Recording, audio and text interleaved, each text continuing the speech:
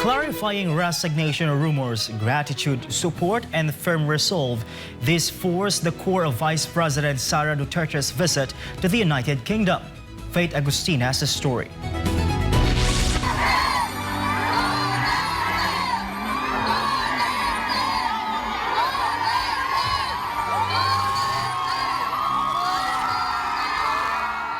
This was how thousands of Filipinos welcomed Vice President Sara Duterte at the Mahalin Natin ng Pilipinas gathering at Marble Arch in London on Saturday. Despite criticisms and issues facing her office in the Philippines, many overseas Filipinos showed their continued support for the Vice President. In her speech, Duterte expressed deep gratitude to her countrymen who she said have never turned their backs on their families.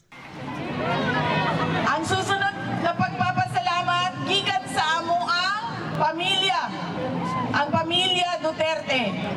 Napakalaki ng utang na loob namin sa inyo mga kababayan sa pagkakataon na ibinibigay ninyo sa amin na makapaglingkod sa ating bayan. Alam ninyo, ang lakas ng pamilya namin hindi galing sa posisyon namin sa syudad ng Davao. Ang totoong lakas namin ay galing sa inyo. Nakikita ninyo ito? Ang pagtitipon natin ngayong hapon na ito, ito ang lakas ng aming pamilya. Kaya nagpapasalamat kami sa inyong lahat dahil hindi ninyo kami iniiwan. Noong hindi pa Pangulo si President Duterte, nandiyan na yung suporta ninyo. Nung naging Pangulo siya, buong-buo ang suporta ng taong bayan.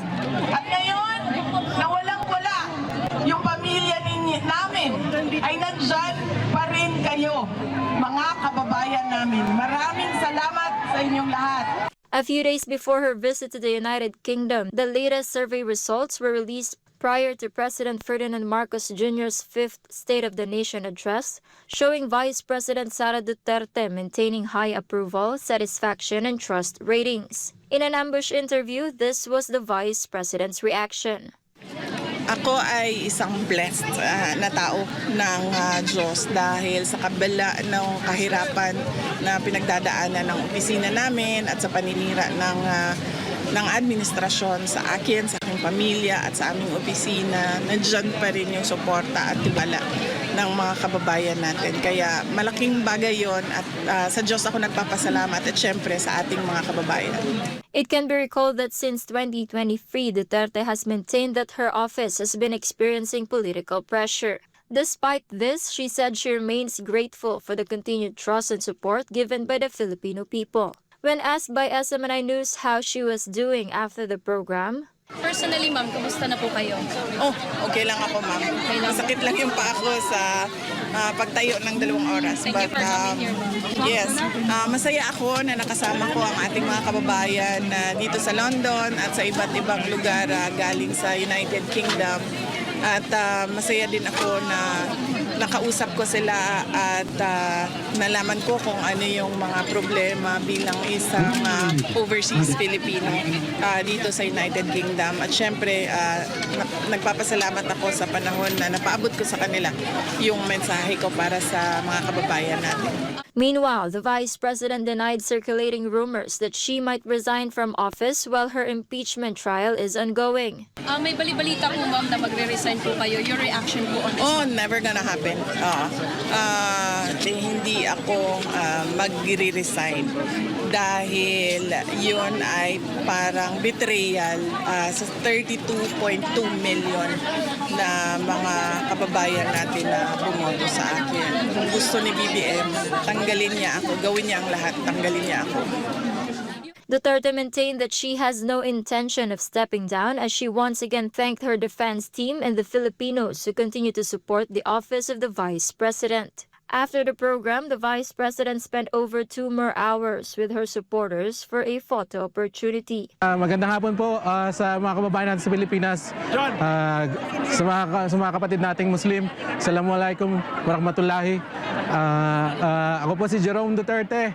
Isa po akong nurse dito sa United Kingdom. Message ko po kay Sarah. Sarah, just stay strong. We know what you're fighting for and we're behind you.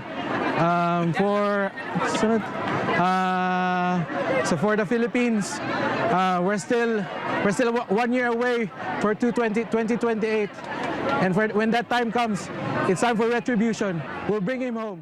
At maraming salamat sa pagbisita ng ating mahal na VP Sara dito sa mga kapwa OFW dito sa London at nagmamahal sa aming mga OFW.